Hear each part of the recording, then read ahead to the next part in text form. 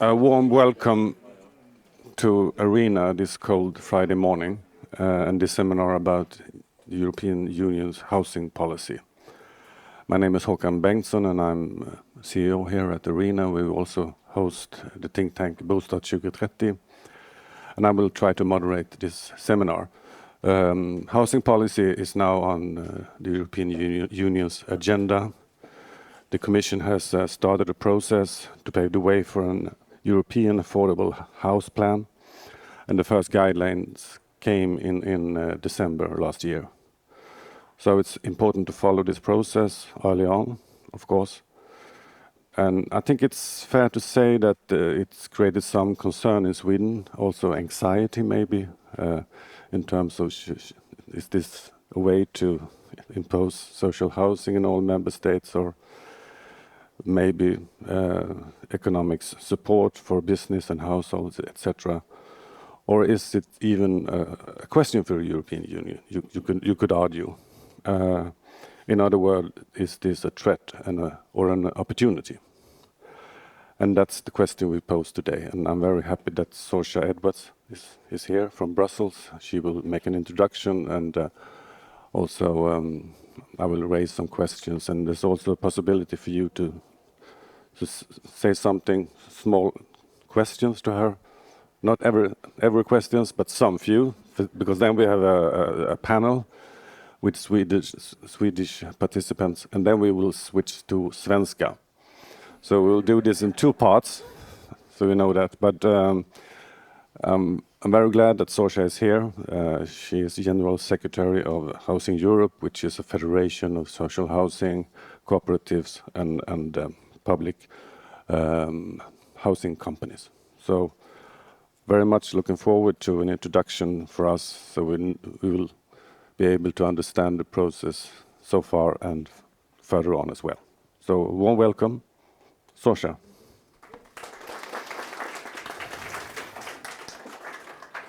Thank you very much for the invitation.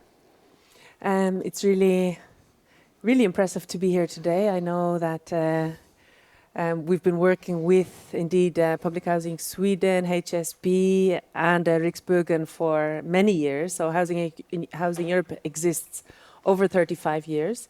And the Swedish organizations have always been very strong partners. And one of my first memories when I started, I must acknowledge, is indeed Gun-Britt Martensen standing up and saying that she grew up in a neighborhood where working class people were going to school and socializing with doctors' daughters and sons. And for her, this was really crucial. A crucial part of a good housing policy, and I think this must be all of our goals to prevent what is happening more and more. We see that housing has actually become a force for division, a force for inequality, so dividing generations with now young people struggling much more than older generations. Also dividing newcomers and people who are established, dividing tenants in some cases, and homeowners. So I think what we need to be working together for is housing to become the opposite, something that includes a force for inclusion, a force also for innovation. We see amazing examples of innovation also coming from Sweden, particularly around energy transition, carbon neutrality. I think it's really a shining light for many of the pilots that we see here. So I think this is our theory of change that we need to work on as people working in housing. So turning this force of division, as it's increasingly becoming a force of pollution also because of CO2, also thinking about the broader biodiversity, etc., to something that can really promote nature and promote inclusion and equality. But of course, easy to say, more difficult to actually implement. So please watch me for the time. I don't want to take the time away from the important discussion afterwards.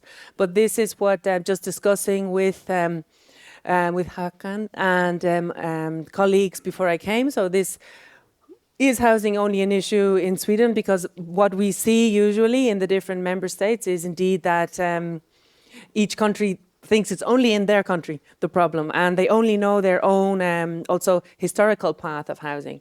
They only know their way of doing housing. This is very common even in Europe, where we are very close geographically. So I will talk a little bit about the results of a survey we did, my colleagues did, our research colleagues, on the trends among our members across Europe. So I will outline a little bit the latest results so that you can have a picture. You can also dig more deeply in afterwards. Then I know this was brought up, and many of you are following the EU state aid rules, so I will touch upon what that could mean for Sweden, if it could mean a change or not at all, or I can talk about potential risks of influencing the system. Then also about the plan. I mean, there's quite a lot of headlines around this, what the EU is doing. So I will go into a bit of detail because we are really in the middle of following all of those activities and initiatives, and then a bit more about the Housing Europe approach. And just so often I can say I'm from Brussels, but of course I'm not from the European institutions. We are working alongside European institutions, but we are a membership-led organization, so we are taking the position from organizations, cooperative, public, limited profit from all over Europe. So very mixed picture indeed. There are 43,000 of those local organizations around Europe, but a very mixed picture. You can go from 0% in Greece, where the only work is now trying to maybe use empty homes for social purposes, but their social housing policy and fund really disappeared in 2008 after the main crisis. So you're going from a situation of zero, where there are just some efforts to try to have a public housing policy, social housing policy, then quite a few countries with about 5-6% social housing. If we think of Spain, the average is depending on the city, but overall 2-3%, and Barcelona has 2% non-profit housing, public housing, right up to 30% in the Netherlands. So there are non-for-profit housing associations that are building there. And Scandinavia, usually you're looking more about 20-30%, whether that's a limited profit or a public or cooperative models. So very different, mixed picture. And of course, what we definitely see is that the crisis, this lack of affordable housing is affecting everywhere, but those countries with the least buffers, so for example in the Mediterranean, where if colleagues will remember, housing was not, if we go back a decade, 2 decades, housing was not so much on the agenda. However, now because of short-term letting in the Mediterranean and housing becoming commodified and attractive for investors for a short-term profit in the Mediterranean, and the fact that you combine this with very small amounts of I use the term social housing as a broad term, any term of limited profit or public housing, again, only 2%. Spain built 5 million homes, but they were for access into ownership. So you have very little buffer against the commodification of housing in the Mediterranean. So now we see our Mediterranean members, but small that they are, trying to find also solutions, particularly for young people there. So it's a complex picture. So this is the results of a survey that we do every 2 years. So it's called the State of Housing. And what that is my colleagues are checking with members, what are your trends, what are your problems, what are the issues? And of course, it's difficult to generalize, but we see a need for definitely addressing supply shortages. Missed targets, up to 20-30% of targets is a general picture. Quality, adequacy of housing conditions was raised as an issue, and growing waiting lists. So growing numbers of people being adding their names to list because they cannot access housing in the rental or the home ownership market. What we do see that in France, for instance, what is needed is 518,000 homes per year. In Netherlands, they estimate they need 1 million homes by 2031. But on the other side, we see indeed that in Austria, 1 in 4 new homes is built by limited profit companies. In Sweden, also approximately 1 in 4. And Slovenia, an opposite trend with the current government, public housing multiplied by 4 just this year. So some countries like Sweden, Czechia, Ireland, who don't have a strong tradition, are now looking to countries with a strong tradition of housing and trying to learn from them and change their historical path. So indeed, Ireland, I'm coming from, has a massive housing crisis with rents up to €3,000 for a 2-bed. They are expanding, inspired by the Austrian model of limited profit, and they are building more limited profit or cost rental. So I know terminology is a problem because even in Ireland, the term social housing has a huge stigma attached to it, like in Sweden. So they have chosen the term cost rental or cost recovery. So basically a model where you are not extracting any surplus profit for shareholders, but you are reinvesting. So this is what they're trying to expand, but they're starting from 6%, so starting from a low starting point. Indeed, as we said, these are the estimates of the needs for in countries like Netherlands. As we said, it's 30% of the housing, the limited profit, but the squeezed middle, their needs are not being answered, and the needs in France as well. So what we see is construction, a 10-year low in construction activity by our members, and an European Investment Bank estimating 1 million new units needed, with a 5 million renovation per year. What we're hearing all over was the rising construction costs, up to 20% in this since the start of this decade, is obviously causing things to slow down as well, and public funding uncertainty. Again, we highlighted some good examples. So public supply building in Luxembourg, Hungary, Czechia, Portugal, Slovenia. But countries like France, Finland, Sweden, Denmark, Germany face delays and project cancellations. We have, based on the data supplied by our members, a picture of the construction rate. So if you look at Sweden, it's the dark blue. And just to point out, the figures for Sweden represent housing starts, not completions, and data for 21 to 23 refer to new constructions acquisitions. So we can go into more detail in the publication on that, but that gives you a picture. So France remaining relatively stable. France indeed proving to be a good model to not only bring in private investment into the public housing sector. So they bring in finance from individual savings into which is then invested and staying in the sector. We saw quite strong counter-cyclical impact of the sector in France. So you see the rates remain quite high, with indeed Denmark, I know, also relatively stable, but I know that the cap on prices during the high construction phase definitely caused the rate of construction to drop, but they are trying to get rid of this cap at the moment. So indeed, Netherlands, 1/3 of completions from limited profit companies, 30% in France. So we are showing also, this is what we use in Brussels to show, yes, if you have a sector that's not only chasing profit, it can have a counter-cyclical approach. So when the market is slumping, you can use this as a resource if the conditions are right, potentially to offset those macroeconomic slumps. So a patchwork of different trends, and this is the organizations who gave us that information. So all of the different public, social, cooperative, in their different forms around Europe, quite a mixed bag of organizations. So what is driving us at the moment? So indeed, the state aid rules.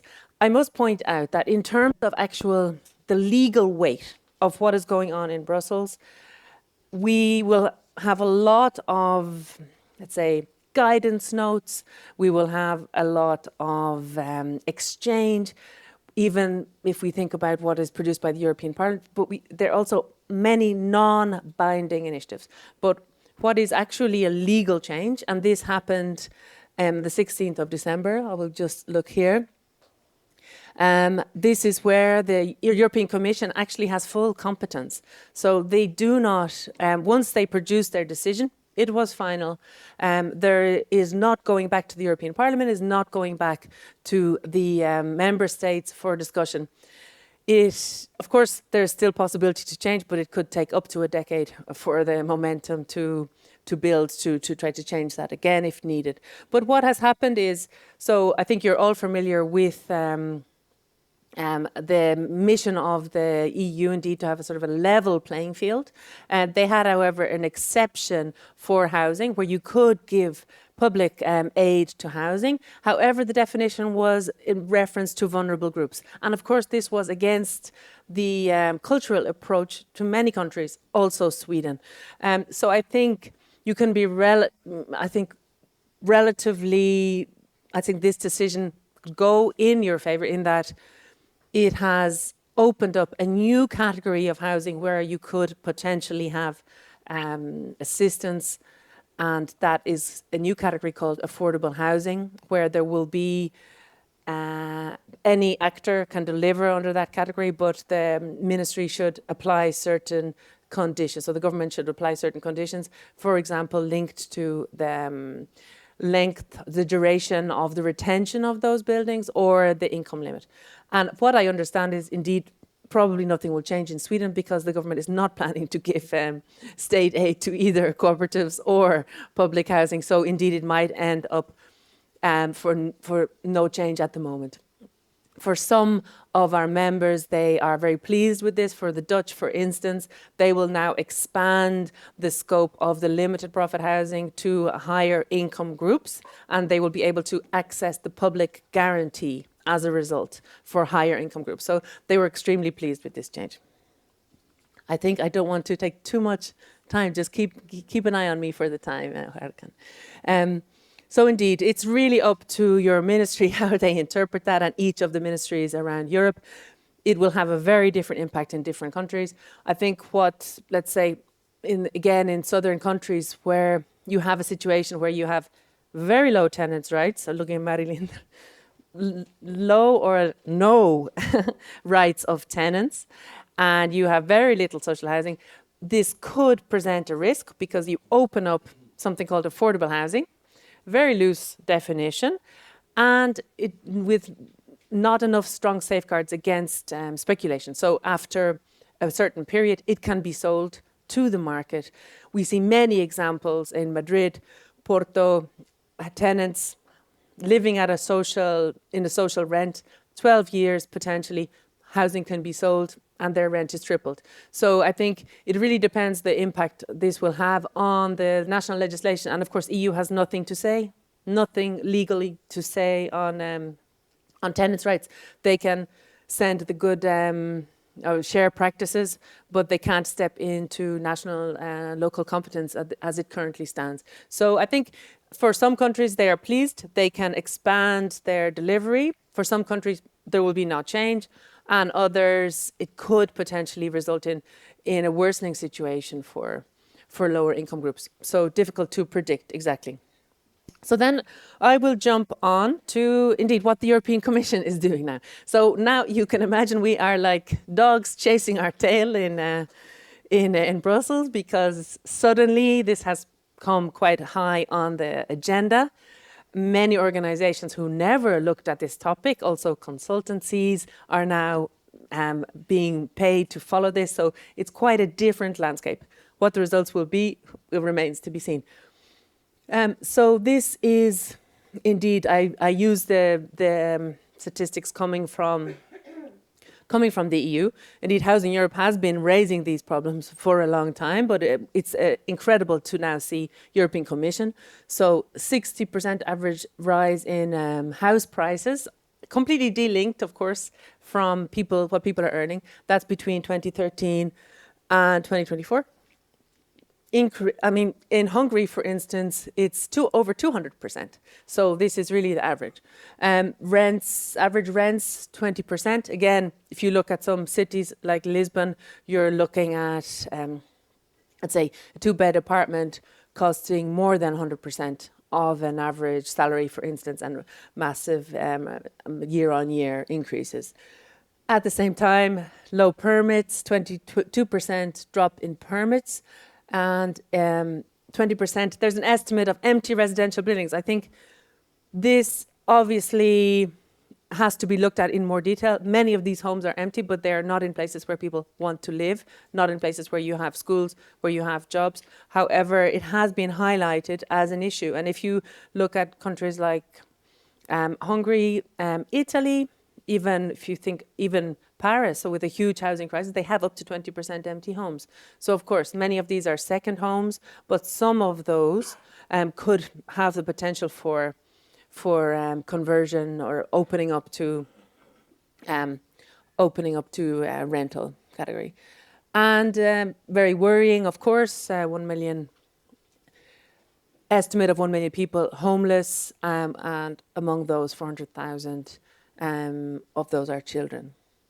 And this is the type of political signaling we're getting, of course, from Ursula von der Leyen in the State of Union address in 2025. So again, very unusual for housing to be coming up in a State of the Union address. And she emphasized indeed home, not just four walls and a roof, and something that's driving a lot of anxiety. So very unusual. She also said, if housing is a problem for Europeans, it's a problem for Europe. So this, the result of having the, let's say, president of the EU coming with these statements is that all of the bodies, the Commission, the Parliament, then starts the action. So the action starts to roll, and she has sped up that action. So what has this resulted in? For the first time, we have one of the commissioners responsible for energy and housing. This was his first reaction. He was actually more keen on energy, but but he was surprised that he also had housing in his dossier. So he had to get up to speed quite quickly, and has now been quite active on the topic. He was just visiting an estate in Denmark last week, indeed. And he will keep the focus also on energy, and of course the two are linked. And we also have, for the first time in the European Parliament, so this was an interesting process to follow, because you can imagine the historical and cultural and ideological differences all coming together to try to come with a report, which they produced this week. So it started off with a Spanish rapporteur, so a Spanish MEP from the Partido Popular, so the conservative group, holding the pen, which is the most powerful position. He was a rapporteur. So the first draft was something very aligned with the Conservative Party of Spain. It was, he refused to say that we had a affordability problem. He only said we have a supply problem. So it was only about loosening regulations to build. I think we all saw what happened in Valencia, where there was building, loose regulations on where they were building. He very much stressed it has to be about build, build, build.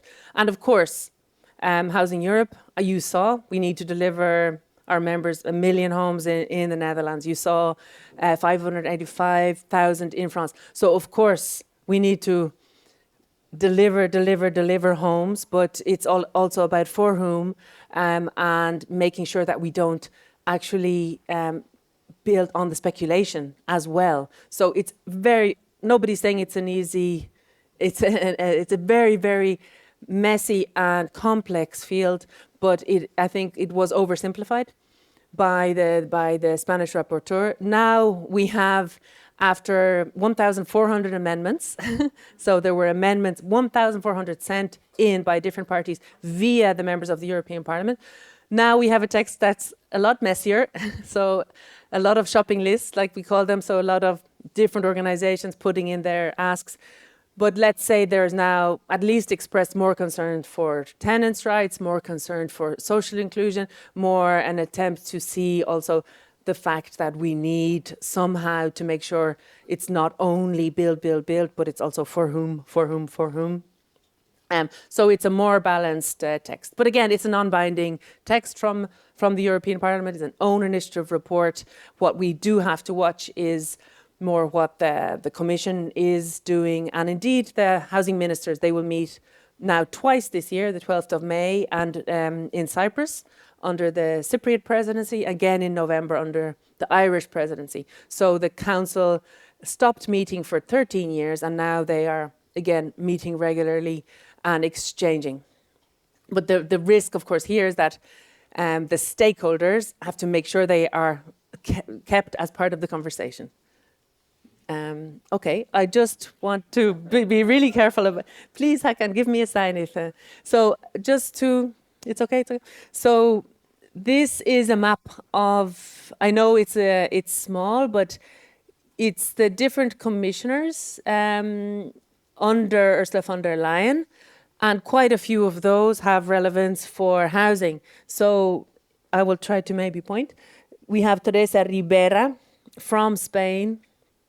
From the Socialist Party. She's in charge of the just, clean and competitive transition, but actually the state aid question is her responsibility. So Teresa Ribera. We have Dan Jurgensen down here, also in the pink, in the same colour. And he's in charge of energy and housing. So he would be working under her in a way.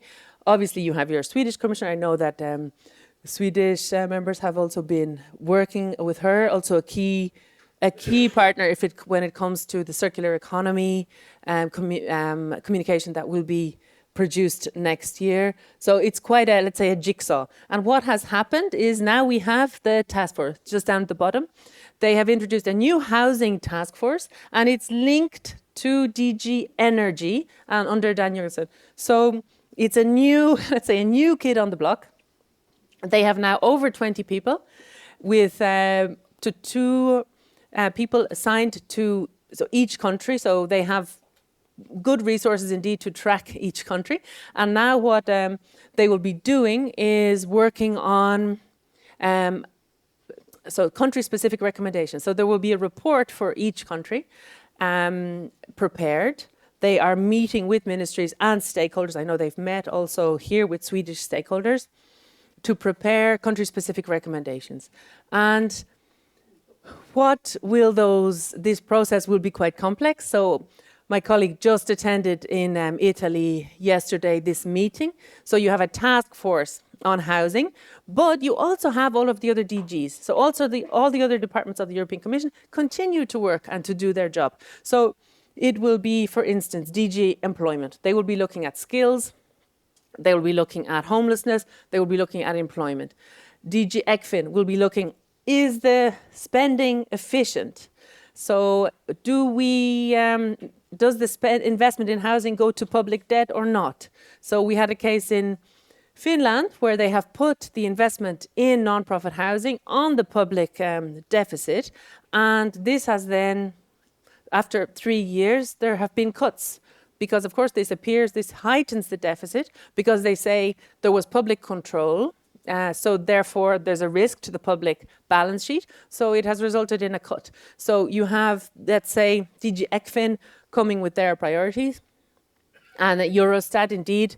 So Eurostat, together with the national statistical offices, is deciding whether an investment is on or off balance sheet. So we have an ironic situation where we have some private non-profit organizations, but because they have public control and public oversight, they're being classed as public. So it's something we are working at the moment to try to solve together with members. DG Grow is another department, but they will be looking at internal markets. So they will be focusing indeed on innovation in construction. How can we bring down the prices in construction? How can we make sure, for instance, modular housing has better standards so that we can increase the market and the take-up of modular homes, so speed up the homes. Again, that's something many eyes are on Sweden, because you already have it very advanced on modular housing delivery. DG Regio will be looking at the cohesion.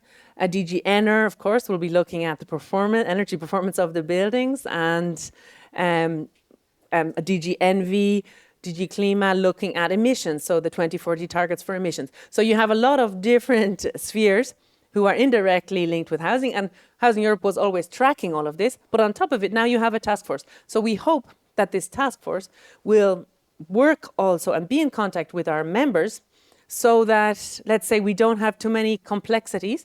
We have a streamlining of legislation that is actually focused on delivering homes for people that need them, and a mainstreaming also of all the different legislation coming through, also in construction. Hopefully without watering down, of course, protection of nature, but we have to, I think, recognize that it is many of our members say that driving up costs because of the multiplicity of the different legislations impacting construction. So all of those DGs, along with the new task force, are meeting with the national. This is the 4 pillars of the plan, so boosting investment, so maybe we'll go into more in the discussion on this. So boosting supply, how can at EU level, if they don't have competence on construction norms, how can they actually work? They will also look at permitting. So we mentioned 20% down in permitting, but again, EU has nothing to say on, legally to say on planning. So perhaps they can have a guidance node with best practice on speeding up permitting, but that could be, with the current legal framework, they can't go much further than that. Mobilizing investment, I think there for Housing Europe, the crucial point, many of our members are not interested in EU funds. They have their own methods of providing finance for delivery of homes, but others, indeed, they do rely on this funding. So what we would work on is if they do give funding, it should come with conditionality that it's reinvested and not used for speculative practice. So we will be trying anyway. Then they have one pillar on reform, and here you have all of the work around high pressure zones. So they will be looking, let's say, giving cities the appropriate tools to regulate Airbnb. So what does that mean? We already have a directive from the EU which promotes transparency, so pushes the short-term letters to at least make data available. This was a result of a long negotiation, so I'm not sure how much further they can go, but what is true is that some cities were pushing to regulate, and there was actually complaints coming from, indeed, DG Grow.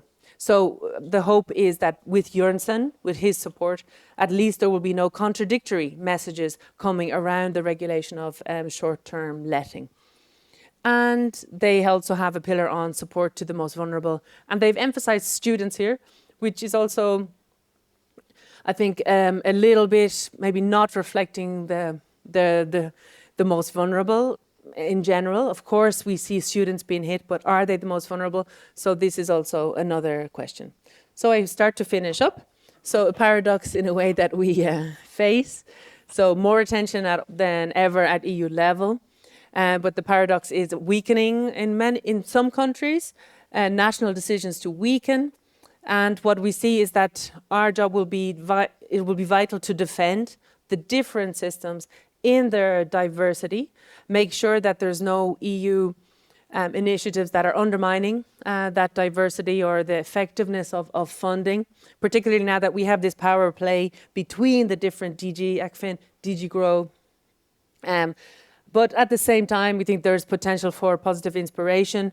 Indeed, we see Catalonia now starting a cooperative movement inspired by, they say, Denmark, Switzerland and Paraguay. So a limited profit cost recovery model of cooperatives starting in Catalonia. Still very small compared to what you have here in Sweden in terms of scale. And finishing up, our job is indeed, we work on bringing together all the progressive voices and working for decent housing for all. Our next, one of our events that we started a few years ago in Amsterdam, will start it was in Dublin last, and the next will be in Lisbon in June 27, and potentially Antwerp 2 years after that. So bringing together progressive entities working, because I think we're not only all waiting for the EU or our national governments. I think there's so much energy and so many organizations having this progressive approach as well.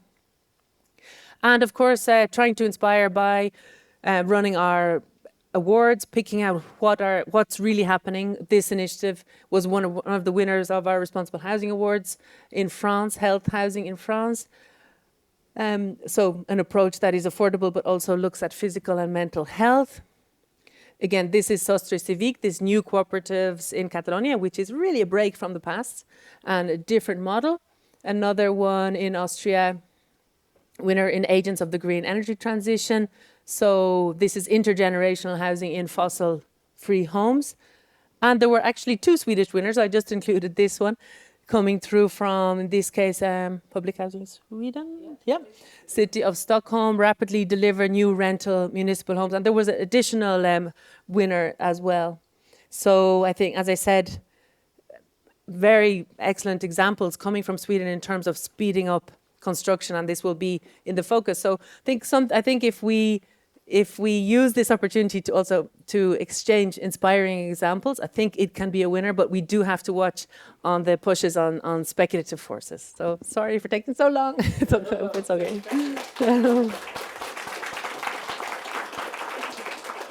You go to Swedish now?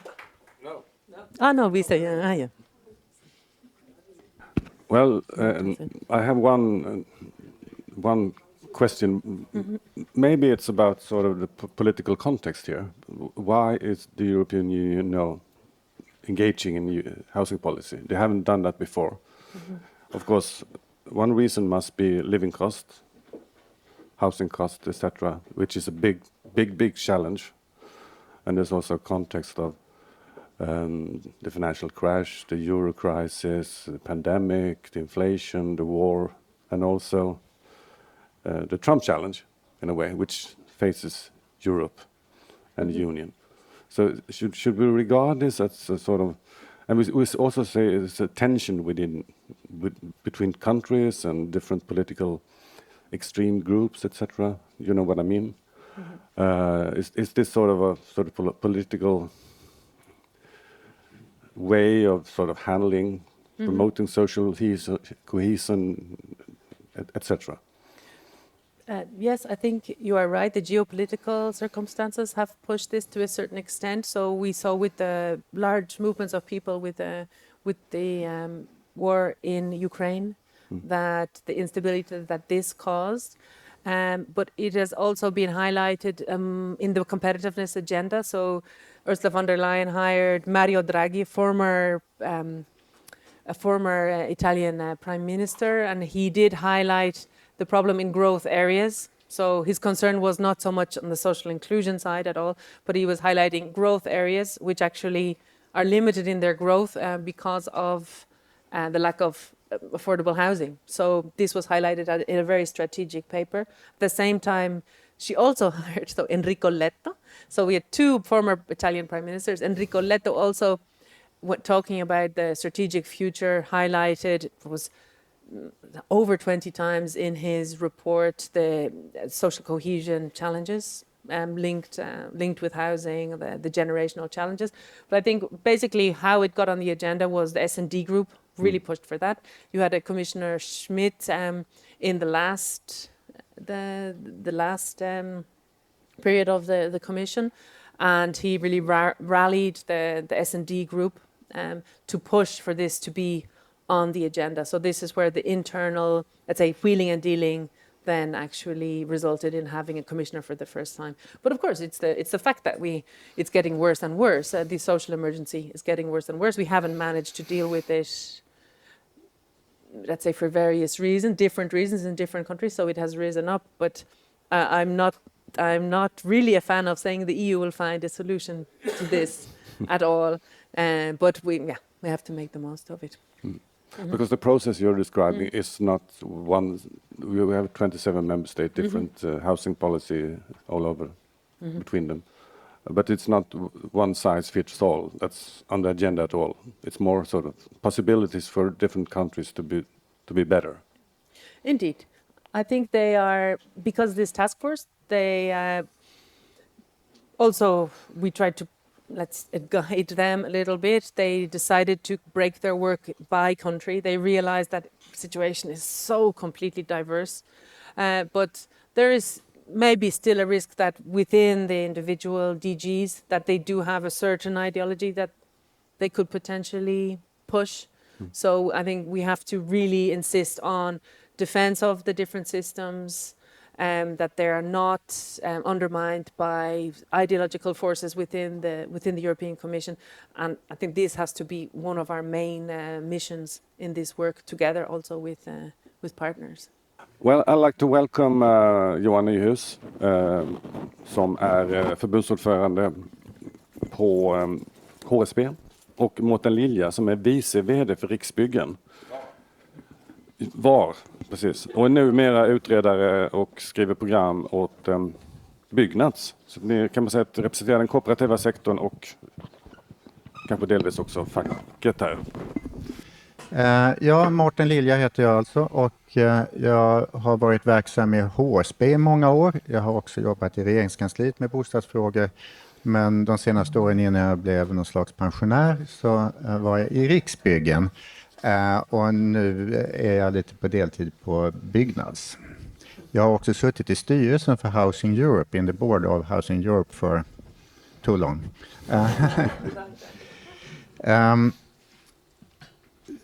Då övergår jag till svenska. EU-kommssionen säger att det är en bostadskris i Europa. Vad är då den krisen? Ja, väldigt kort och naturligtvis förenklat kan man säga att vi har haft 2 decennier av stigande värden på fastigheter i Europa. Och det har drivit upp då kostnaden för att bo i fastigheterna. Oavsett om det är ett egna hem eller om det är som hyresgäst. Så god tillgång på kapital i flera decennier har gjort att bostadspriser har gått upp väldigt kraftigt och mycket högre grad än inkomsterna för vanliga löntagare. Anledningen till det här är att vi har översvämmats av billigt kapital och har lett till en massa tomma investeringar. Så om någon köper ett hus för 1 miljon och sen säljer det 10 år senare för 5 miljoner, det har egentligen inte hänt någonting, det är samma hus. Till skillnad från investeringar i nyproduktion och renoveringar. Men det här har ju gjort då att alla vill ha avkastning på kapital, och det innebär ju då att någon måste betala det, och det blir till slut de boende, antingen de som hyr eller också de som köper. När man då har en situation där boendekostnaderna stiger mycket mer än lönerna, då får man till slut en kris där vanliga löntagare inte kan bo i närheten av sina arbeten, de tvingas bo för trångt, det blir dålig uppväxt för barnen och så vidare. Det är alltså en kris. Jag är tacksam för att kommissionen har identifierat det här som inte ett problem bara för bostadsmarknaden utan faktiskt också ett problem för hela den europeiska samhällsmodellen med demokrati och en öppen inställning till humana värden. För att när människor utsätts för kris så händer också en massa väldigt tråkiga och onda saker. Därför är det välkommet att de här frågorna kommer upp på bordet. Kommissionen har uppenbarligen också insett att social housing inte är lösningen på problemet. För skulle man ha ett social housing-projekt som löste det här, och då skulle social housing liksom omfatta typ 1/3 av hela Europas befolkning, och det är liksom inte möjligt. Så då måste man göra några andra metoder, och det är det man då har redovisat i den här planen som Sorcha berättade om.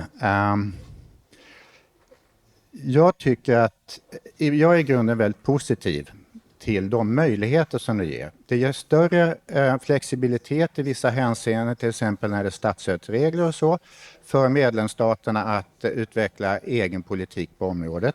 Det ger också större möjligheter för oss att hantera investeringar i bostäder som inte enbart är byggda av kommersiella skäl. Det ger också oss större möjligheter att finansiera den omfattande renovering som det svenska bostadsbeståndet behöver genomgå. Dels därför att en väldigt stor andel av det är byggt under miljonprogrammet, det vill säga det är min ålder och behöver väl då renoveras. Sen har vi också utmaningar som det heter när man har problem som handlar om energieffektivisering, balansering av elsystem och annat där bostadssektorn spelar en väldigt stor roll. Och slutligen så tycker jag, och vad det handlar om då, det är ju investeringar via europeiska institutioner av olika slag, och det handlar om att öppna möjligheterna för medlemsstaterna att ha egna investeringsprogram i bostadssektorn. Det ger bättre möjligheter också. Ja, sen uppmärksammar man frågan om korttidsuthyrning och där ser jag väldigt stora risker, framförallt för social stabilitet och trygghet i boendet om man ökar möjligheterna. Det finns liksom ingen poäng att bostadsrättsföreningar ska befolkas av allt fler som faktiskt inte är medlemmar i föreningen utan bara hyrdare på ganska otrygga och dyra kontrakt. I Sverige har vi en generell bostadspolitik. Det är bra. Ungefär 95% av alla svenskar har hittat en bostad på den ordinarie bostadsmarknaden. Det är ett gott betyg. Det är ekonomiskt effektivt och systemet är absolut inte utan brister. Men hellre att vi får möjlighet att förbättra den generella bostadspolitiken och med de verktyg som nu EU-kommssionen ger oss. Så nu är det upp till oss. Vill vi ta den här chansen eller inte? Så ser jag på det. Tack. Johan. Ska jag sätta på den? Det tar någon sekund innan ljudet kommer igång där. Så kan det. Ja, nej, men jag håller mig på min. Nej. Då ska jag börja med att säga Johan Nys heter jag, förbundsordförande på HSB. Efterträdare till Mårten i styrelsen för Housing Housing Europe. Och har varit med alldeles för kort för att kunna allt då. Mårten tyckte han varit med länge. Men vi hjälps åt och det är också Sveriges allmännytta som är med där, så vi jobbar ju ihop med de här frågorna.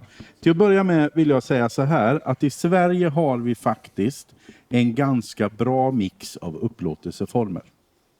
Mellan ägande, hyrt och det. Inte i alla områden, inte i alla kommuner. Det skiljer sig. Men vi har i grunden en ganska bra upplåtelseformer med bostadsrätter, med egenägt och med hyresrätter. Det ska vi vara lite rädda om och vi ska se till att komplettera det med där det är mycket hyresrätter, gå in med bostadsrätter och ägt, och där det är mycket bostadsrätter, gå in med hyresrätter, kommuner eller vilka omgränsningsområden. Och det är en jätteutmaning bara i det. Men vi har en ganska god mix. Och det jag skulle vilja, det här vad EU nu ska hålla på med och vad de ska göra, så finns det ju förstås en del, precis som Mårten säger, saker vi ska anamma i Sverige och ta. Men vi behöver vara vaksamma. Din fråga är verkligen berättigad. Hur mycket ska vi samarbeta? Vad ska vi göra? Jag var på möte med Housing i förra veckan i Bryssel och träffade då Johan Danielsson som är vår gamla bostadsminister, förvisso väldigt kort. Men han är bostadsminister och sitter nu i EU-parlamentet. Han och eventuellt Tobias Tobé, då Moderaterna, är de enda som faktiskt har tittat på det här. De andra partierna har inte varit så intresserade. Och jag fattar, ni inser ju hur många frågor det finns där. Men här behöver vi ligga på våra politiker i EU-parlamentet så här, vakna upp, och den här frågan är viktig. Sen ska vi då flytta över den till Sverige. Ointresset finns i vårt eget parlament. Ministern har ju varit ute och uttalat i förrgår var det väl. Kanske kommer till det lite mer här, men var ju ute och uttalat att vi tänker inte anamma det här och ge något stöd och så vidare och så. Så han markerade ganska tydligt vad man tycker. Jag tror det är precis som Mårten att det finns en möjlighet. Men man får inte glömma att det finns också väldiga skillnader. Just nu tar vi som stora bostadsrättsaktörer en stor fight med regeringen när det gäller deras förslag om förenkling i andrahandsuthyrningen. För det slår sönder svensk bostadsrätt, demokratin i bostadsrättsföreningar. För demokratin är ju faktiskt vi i kooperationens lilla flaggskepp. Det är ju för demokratins värde vi säger att de som bor i den här fastigheten ska också bestämma om den fastigheten. Och precis som Mårten säger så vill man nu luckra upp. Man vill att folk ska kunna spekulationsköpa lägenheter. Man vill att de ska kunna hyra ut dem. Och när jag var i Bryssel förra veckan och pratade med italienarna som har 6 miljoner tomma lägenheter i Italien. Tror ni på grund av att det inte fick 6 miljoner italienare som vill ha? Nej, för att det är en spekulationsmarknad. Det hyrs ut till Airbnb. Har ni varit där i Italien så kan ni gå in på nätet och titta. Det är jättelätt att hitta en lägenhet i varenda italiensk ort. Var ni vill vara någonstans. Det är vingårdar och det är lägenheter och det. Kolla. Men det gör ju att italienarna har inga bostäder.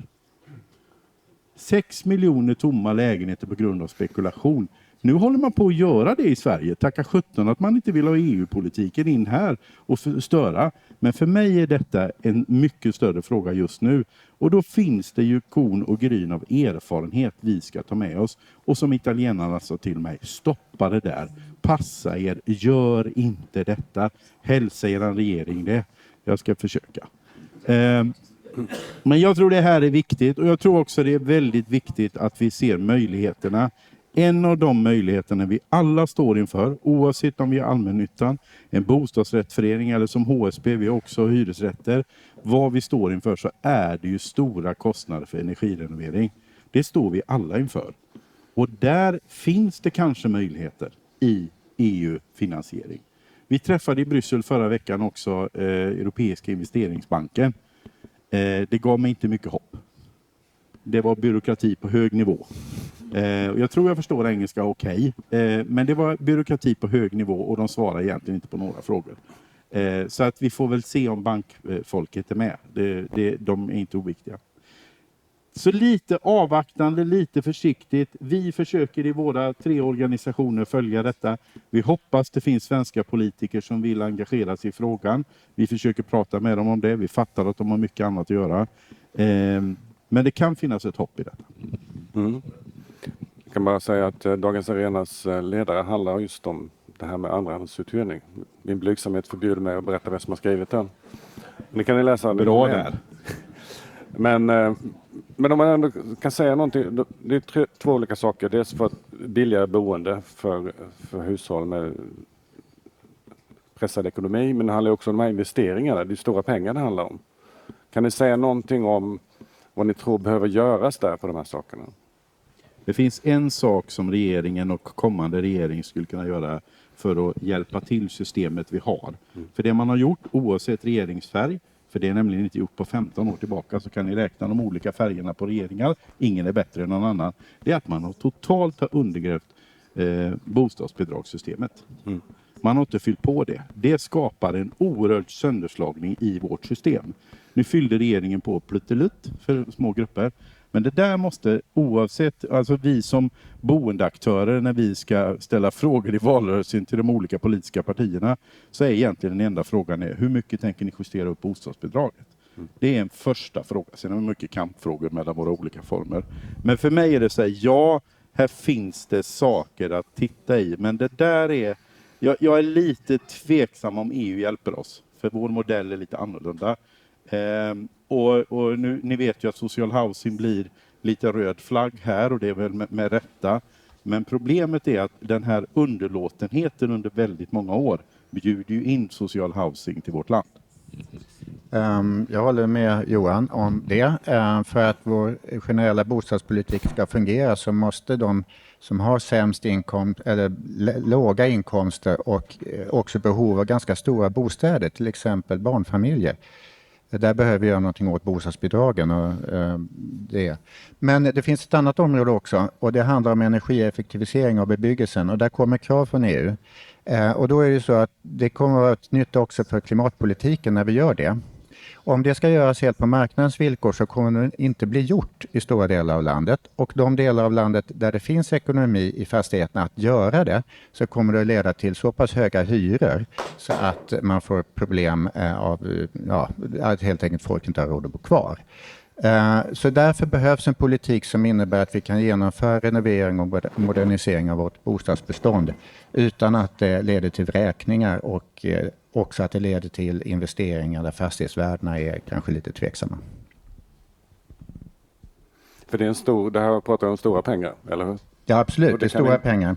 Och förresten skulle jag väl lägga till då, om det nu blir så att vi kan uppbåda de finansiella resurser som behövs och investeringar drar igång, så är det också till att de genomförs på ett sätt som ger schyssta villkor till byggnadsarbetare och som också motverkar arbetslivskriminalitet och rena maffiametoder som faktiskt finns i byggbranschen på många håll. Men jättekort kommentar om energieffektiviseringen. För jag brukar säga så, när man ska titta för den och begripa, när vi säger det är jättehöga kostnader, så lägger vi på allmännyttans investeringar. Det blir enorma siffror, vi hänger inte riktigt med. Gå till en bostadsrättsförening, 100 lägenheter. Se vad det skulle kosta för dem att renovera upp och vad det höjer avgiften. Då får man ett perspektiv vad det handlar om. På vissa ställen handlar det om fördubbling av avgifterna. Och det är oftast i områden där det också är tufft att höja avgiften idag för tomträtter och annat. Så att det är ett bra exempel på att titta på att detta, jag har använt det när jag pratar med politikerna och säger att vi behöver stöd. För det här kommer inte människor kunna bära. Oavsett vilken boendeform du är i. Det är stora investeringar. Men det är också så, det finns ju synergieffekter för många står inför renoveringar. Och jag har ju sagt det väldigt tydligt, för utifrån HSBs perspektiv. Nu har vi puttat ut rot till alla som äger, alltså inte då, men om du vill renovera köket i din BRF eller kan du få det. Men också altaner, badrum, ja men jag menar nu är ju allt klart där ute i villaområdena. Det finns inte så mycket mer pooler att bygga. Och då är det så här för mig, nu är jag lite ironisk men jag tycker det är viktigt. Jag tycker mig se att det är ganska färdigrenoverat där. Ge rot, om man nu ska fortsätta med det i lågkonjunktur och få igång byggarbetsplats eller byggarna. Möjliggör rot för BRF och allmännyttan. Och vi skulle kunna skaka hand och säga, så här många jobb kan vi sätta igång, så här mycket pengar skulle vi kunna hjälpa till med och inte höja avgifter och hyror med. Det är en enkel politisk åtgärd. Se till att fixa. Bara en kort liten kommentar till det här. Och det är ju att när man utformar stödsystem och skattesystem som ju också ingår i stödproblematiken eller politiken, så se till att det är lika villkor för de olika upplåtelseformer. Åtminstone för mig så är inte upplåtelseformen en ideologisk fråga, utan det är snarare så att samhället ska se till att varje hushåll har så goda förutsättningar som möjligt att hitta det boende som passar hushållet bäst. Vi ska också vara medvetna om att ungefär 60% av de svenska hushållen bor antingen i något som är direktägare i en egen villa eller i en bostadsrätt där de har tagit ett eget finansiellt initiativ för att få en bostad. 60% av befolkningen. Det betyder att förändringar som rör skattefrågor och finansiering av bostäder, för många så slår det direkt in i privatekonomin och blir en fråga om trygghet. Men om EU nu har en plan för affordable housing, behöver inte då Sverige en plan för det också och de här renoveringarna? Och då måste politiken och ekonomin in. Vi är på. Och det får bli en sammanfattning av det här. Tack så mycket. Marie Linder, förbundsordförande Hyresgästerna. Och Per Spolander som är samhällspolitisk chef på allmännyttan. Bostadspolitisk chef. Får en ny samhällspolitisk person strax i april. Ja, just det. Välkommen.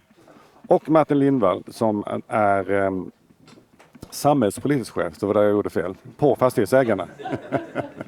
Och då kan man säga att nu har vi då, jag skulle inte säga branschen, men alla är ju nog knutna till hyresrätten naturligtvis. Som representanter för hyresgästerna och allmännyttan och privata fastighetsägare. Varmt välkomna. Marie, varsågod. Du får börja. Tack. Jag känner mig kanske inte som branschen. Jag känner mig snarare som en representant för de som bor, för hyresgästerna. Och jag har också fördelen att vara ordförande i vår International Union of Tenants. Så att jag ser ju också hur viktig den här frågan är.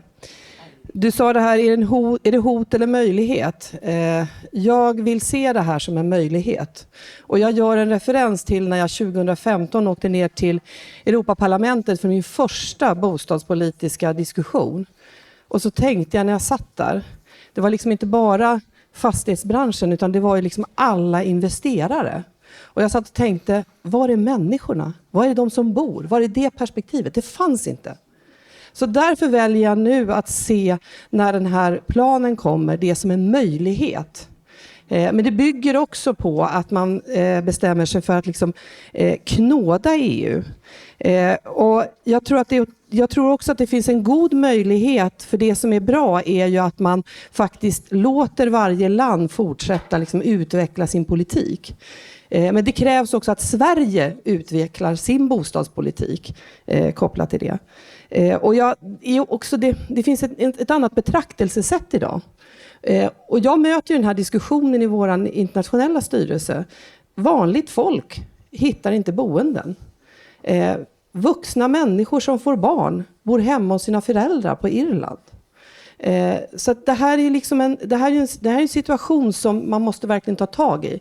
Och då bygger det ju på både att vi från Sveriges sida knådar EU, men sen måste vi också få till en statlig bostadspolitik värd namnet, och vi måste också se till att varje kommun tar sitt ansvar. Det kommer vara liksom avgörande om det här blir bra. Så att det är lite svårt att säga. Vi vet ju inte än liksom vart alla förslag tar vägen. Men jag tror att det finns en god möjlighet att kunna göra någonting bättre. Och då kan jag känna en oro när jag läste regeringens uttalande igår, att man liksom slår av och säger att det behövs liksom inga stöd överhuvudtaget. Och jag vet situationen, hur det ser ut när det ska renoveras, när det ska byggas nytt. Vad är det stora problemet i Sverige? Att människor har svårt att klara sina bostadskostnader. Och då behöver man ju liksom bli mycket mer aktiv också ifrån statens sida. Och sen som flera andra var inne på, vi är på väg nu att skapa den situationen som alla pratar om, korttidsuthyrningarna, som skapar större osäkerhet. Men också det vi ser fenomen i Sverige, hotellifieringen. Så att det behövs liksom åtgärder från statens sida. Men jag är försiktigt förväntansfull, men det behövs knåda EU, statlig bostadspolitik, aktiv kommunal bostadspolitik. Och med fokuset på att alla ska ha en rimlig bostad. För vi står i ett land där 824 barn förra året blev vräkta. Det är det största sveket man kan göra mot barnen. Så att det finns saker att göra här i landet.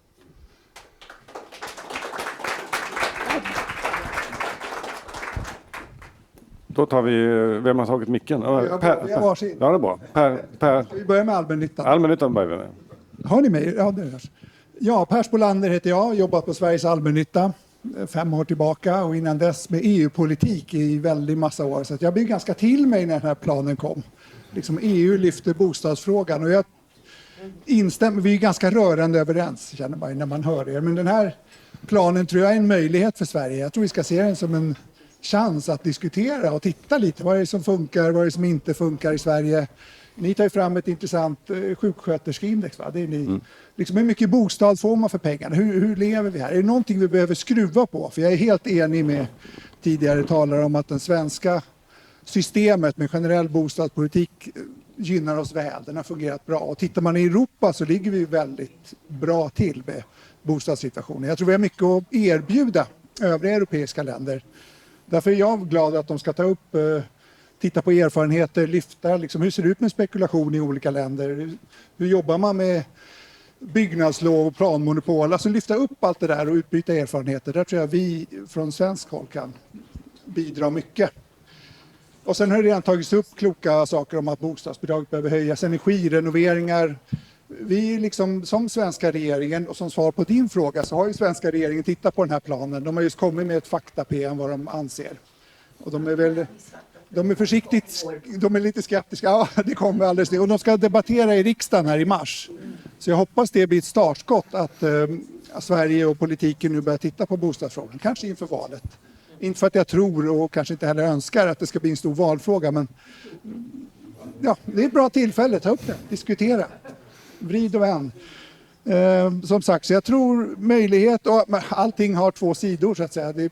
Hotet är väl kanske att EU börjar nagga lite på subsidiaritetsprincipen. Vi är nöjda, precis som svenska regeringen, att man säger tydligt i den här rapporten att det här är nationell kompetens. Det ska vi inte in och råda i, och det tror vi är viktigt. Men det brukar låta så i början. Så ja, men positiv i överlag. Precis, det är början på en process, så vi vet inte riktigt var det landar, och det är därför vi behöver följa den på olika sätt. Martin, vad säger ni? Ja, men alltså, först tänkte jag passa på tillfället, för EU-lobbyister nämns ju bland de här lobbyisterna som springer i Bryssel. Så här ser vi ut. Det kan vara bra att ha liksom perspektiv på det. Sorcha är en av de mäktigare lobbyisterna i Bryssel. Ja. det finns jättemånga olika, men man tror att det är något abstrakt. Så här, det är ju vi som är där och diskuterar. Det kom en plan kring detta. Vi har varit lite oroliga för den, men jag vill framförallt lyfta att det är enorma möjligheter för Sverige. Jag tycker man ska fokusera på dem. Det är jättemånga av de strukturella hindren kring bostadsbyggande som man adresserar. Man säger att till och med den europeiska planeringssemestern, det så kallade EU-semester, kan man liksom lägga in detta och ha en diskussion med medlemsländerna hur de kan hantera de strukturella hinder som finns.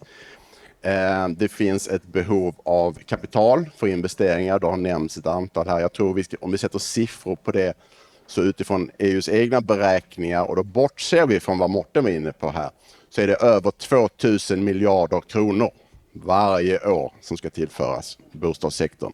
Ni förstår att de pengarna inte finns, utan att de måste samlas in någonstans. Därför är deras fokus på att mobilisera kapital för investeringar oerhört viktigt. Man tittar också på gemensamma EU-medel, hur de kan användas. Här ser jag en möjlighet för pilotprojekt för sådant som i de olika medlemsstaterna missas, till exempel projekt för de mest utsatta på bostadsmarknaden. Finna nya modeller. Detta är ju en utmaning för Sverige. Morten nämner att 95% liksom täcks in. De här övriga 5%, hur hanterar vi dem i Sverige? Hur har vi hanterat det under decennier? Kan vi hitta modeller som är förenliga med den generella bostadspolitiken som fungerar väl här, utan att tala om strukturförändringar och överge en generell bostadspolitik eller liknande, tror jag är oerhört viktigt. Här är EIB, europeiska investeringsbanken, en central aktör. De har svårt att hitta projekt i Sverige. De vill gärna ha jättestora saker. Lösningarna kommer inte hittas i de stora projekten, utan det är förmodligen piloter ute i kommuner med civilsamhälle och andra. Riktade hemlöshetssatsningar är ju ytterligare möjlighet, och framförallt det här erfarenhetsutbyte som kan ske mellan enskilda städer i Europa och sånt, för att lära av varandra med best practices. Jag tror det är nyttigt för varje medlemsstat att få sin självbild utmanad, att de har de perfekta lösningarna själva. Det är ganska vanligt också från ett svenskt perspektiv. Jag tyckte jag hörde någonting från scenen här också, att nu kan vi lära Europa från svenskt perspektiv. Och så skämtas det ju ofta att svenska politiker åker på studieresor till andra länder. De lyssnar inte, de vill bara berätta. Nu ska vi missionera om den svenska modellen. Nu ska ni få höra. Och här tror jag det kan vara värdefullt för Sverige. Men vad som sker i Sverige är ju upp till svenska politiker. Det tror man måste ha i bakhuvudet. Detta är en plan som skapar möjligheter. Men vad som verkligen sker här är ju upp till oss i någon mening. Det har nämnts tidigare och jag tror Sorcha var inne på det också. Och då måste vi nog vara realister. Fråga i det här rummet så kanske många tycker att den nuvarande regeringen har gjort mycket fel och låtit bli att göra saker som de borde göra. Så kommer andra tycka om regeringar av andra färger. Det vill säga, politiker gör rätt ibland och ibland gör de fel. Det finns alltså risker här att man använder de möjligheter som öppnas till fel åtgärder. Det är då åtgärder. Vad är fel åtgärder? Jo, det är naturligtvis sånt som snedvrider konkurrens eller med prisregleringar som båda gör det mindre attraktivt att hitta det här privata kapitalet som ska investeras för att nå de här över 2000 miljarder kronorna. Den andra risken är naturligtvis undanträngningseffekter. Politiker har en tendens att vilja tillfredsställa breda väljargrupper. Följ den politiska debatten idag så ser ni det. Och då kan det vara mer attraktivt att göra stödåtgärder, breda generella stödåtgärder som missar de mer utsatta. Den risken finns också. Jag tror att för det vidare arbetet så har kommissionen att behöver liksom ägna sig åt en viktig balansakt. Framförallt två balansgångar de måste fokusera på. Det ena är att undvika höger-vänsterfällan. För alla som är politiskt aktiva är det väldigt attraktivt att kliva in i den här polariseringen mot polerna. Vi ser den i EU-parlamentet där vi har en ganska bred palett av åsikter kring de här frågorna. Ska man lyckas och få med sig medlemsstaterna att göra saker, för medlemsstaterna kommer att styras av regeringar av olika färger, då är det viktigt att man inte fastnar i den här delen och gör det till en ideologisk fråga utan fokus på de faktiska problemen på de nationella bostadsmarknaderna. Annars möts man av ett motstånd helt enkelt. Är det för vänster så kommer högerregeringen säga nej och vice versa. Det andra är hanteringen av begreppet finansialisering och spekulation. Sorcha var lite inne på det i sin inledning. Det är också en viktig balansgång. Den måste ju balanseras mot målet att attrahera och mobilisera privata investeringskapital. Om man beskriver det privata kapitalet som spekulativt och rovdriftsaktörer, hur ska man få dem att vilja investera på den europeiska bostadsmarknaden då? I befintliga bostadsbestånd och i nya bostäder. Ja, nu kastar vi oss in i den nationella konflikten apropå det här. Och Marie har viftat. Men jag vänder mig mot att säga... Är den på? Ja. Jag vänder mig mot att säga att liksom man inte ska hoppa ner i höger- eller vänsterfållan. För mig så, jag tycker vi ska vara stolta över den svenska generella bostadspolitiken. Jag tycker vi ska åka ut i Europa och berätta om den och säga att den är så otroligt viktig. Efter att ha bott i snart 40 år i allmännyttan så säger jag att det är en av de bästa verktygen för att jobba med integration. Att vi också har olika upplåtelseformer, att vi bygger blandat. Det finns otroligt mycket saker som vi ska vara stolta över. Men det är ju så att det finns ju revor i den generella bostadspolitiken just nu. Bostadsbidragen som vi har varit inne på är en sån sak där vi inte längre har den utjämningen. Jag tycker inte att det är en höger- eller vänsterfråga att vi har olika förutsättningar mellan ägt och hyrt. Utan det här handlar ju om att vi någonstans har bestämt oss för att vi ska ha den här bostadsmarknaden och då ska det vara lika villkor som gäller. Så för mig är inte det vänster eller höger. För mig handlar det här om allas rätt till ett tryggt boende. Och det är ju fortfarande en utmaning vi har kvar i Sverige som vi liksom inte har klarat av. Och jag tycker också då att vi ska vara stolta över att vi har också professionella fastighetsägare som vi bor hos. Vi bor inte hemma hos grannarna.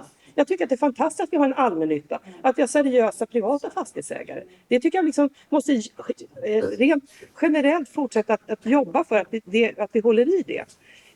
Men vi har en brist. Jag är kritisk mot tidigare regeringar också. Och jag är ännu mer kritisk åt den här regeringen. För de har inte gjort någonting på bostadsområdet skulle jag säga. Mer än att man faktiskt nu har sett till att det har byggts ännu fler träaltaner. Och en hel poldäck nere i Mallorca. Och samtidigt så har vi människor som inte har råd att flytta tillbaka efter renovering. Det är klart att vi måste fundera på hur ska vi klara renoveringen av miljonprogrammet. Då säger jag både hyresrätten, inte bara allmännyttan, även de privata fastighetsägarna och bostadsrätterna. Se till att vi kan renovera upp det så att vi håller i den goda bostadsstandarden. Och då måste vi se till att människor har råd att bo kvar efteråt. Det borde man satsa på. Och jag tänker koppla till miljön också. Vi måste energieffektivisera våra bostäder. För annars kommer vi inte klara den andra elektrifieringen. Och då måste vi fundera på hur ska vi göra det så att människor har råd att bo kvar i husen. Det är ju det som är liksom stora utmanande frågor. För mig är det inte här höger eller vänster. För mig är det här hur ska vi klara klimatet och hur ska vi se till att alla har råd att bo. Det är liksom har ett tryggt boende. Det är liksom utmaningen.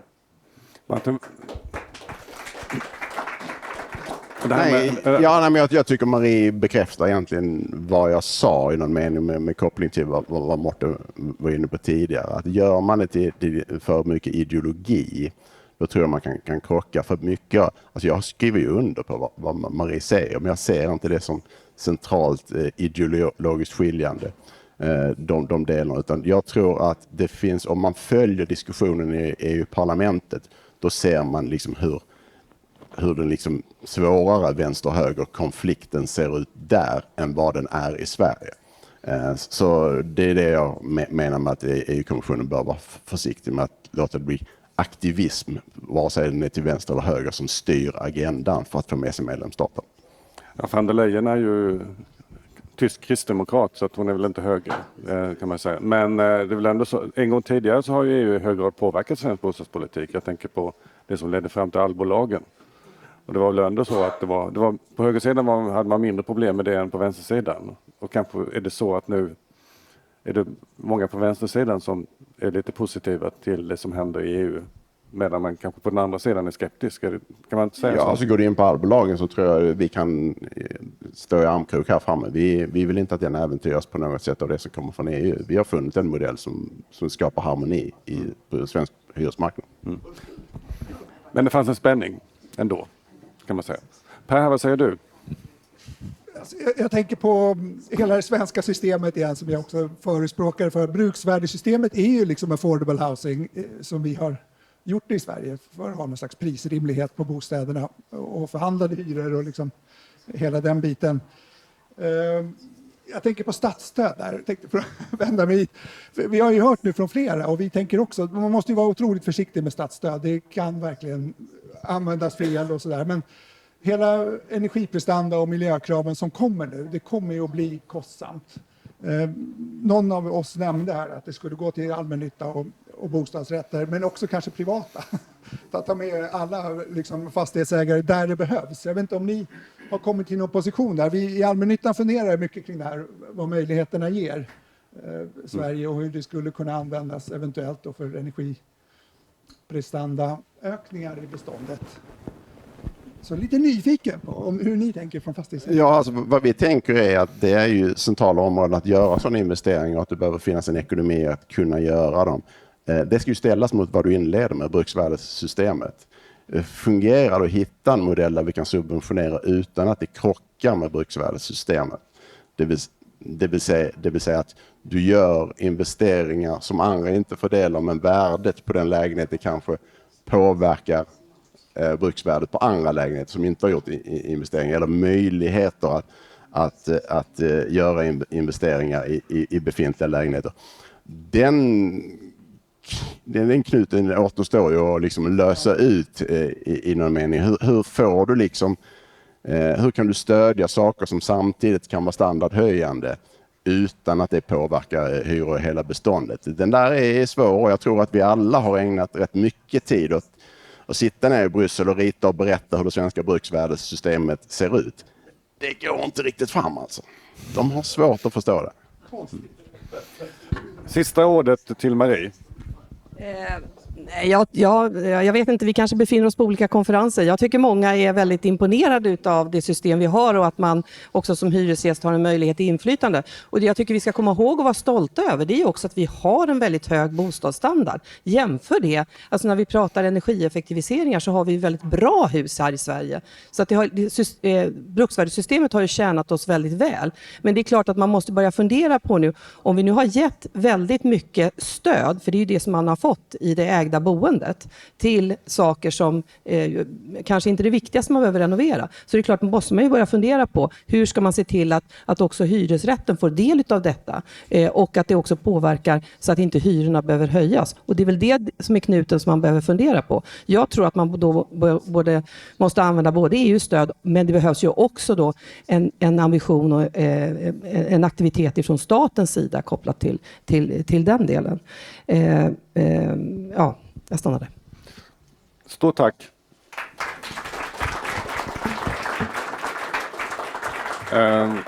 Det som det brukar stå när ett avsnitt av en serie slutar, to be continued. Så jag tror vi kommer fortsätta den här diskussionen.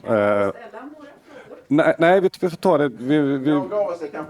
Man kan få stanna kvar. Vi tar dem efter. Vi ska försöka för allas trevnad sluta som jag har sagt. Och jag har lovat att Sorcha ska få kommentera. Again, it's been, I think Gun-Britt has done a great job summarizing. I realize in every country we go to, there are many complexities, different views. Again, it's a wicked problem, housing. There's no easy solution. There's no perfect system. But I would say what's crucial is not to go down the road of seeing, I think, rental housing. If I talk to, for example, I had a conversation with some Austrian colleagues. They see rental housing as a modern, flexible option for a modern society. And think about it, even in the most neoliberal country in the world, the United States, if we look at New York, almost 40% of the housing is rental. So I think to really stand by the fact that rental housing can really be a choice if people have the right tenure security, because it's in the end, it's good for households, the flexibility, it's good for the economy, it's good for competitiveness if you have secure tenure that is not causing anxiety and depression, as we see in many countries, and especially my own. So I think Sweden has to really stand up for that.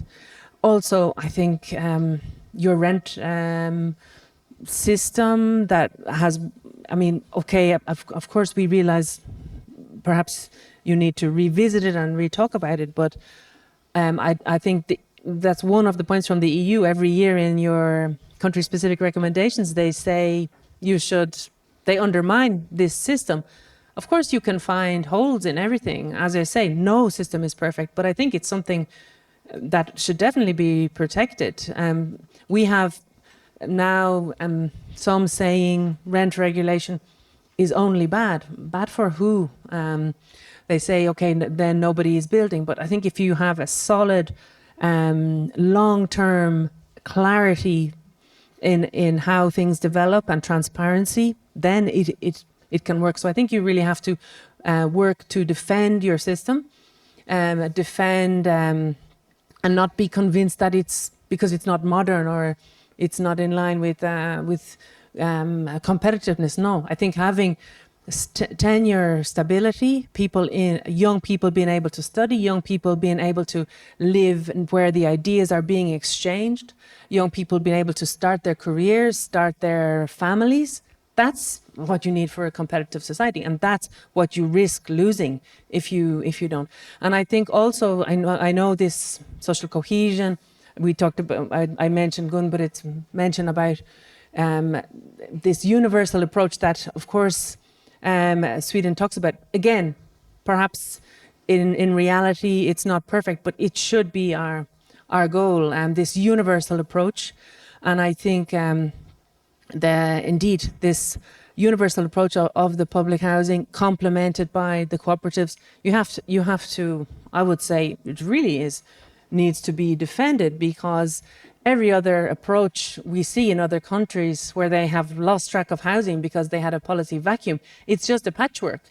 Okay, we see nice examples, but it's just a plaster on a flawed system. So again, each country has different history, different culture. I think we have a lot to learn from the universal approach that you aspired to, let's say, in Sweden, and then perhaps you can also get inspiration from other countries on ideas. But definitely going down the road of having housing for vulnerable groups as a new category, I think would be going backwards. I think go for as universal as possible, and indeed with a welfare state that steps in. I would say this from the perspective of seeing other countries that have no system and are trying to get the market to fix the problems.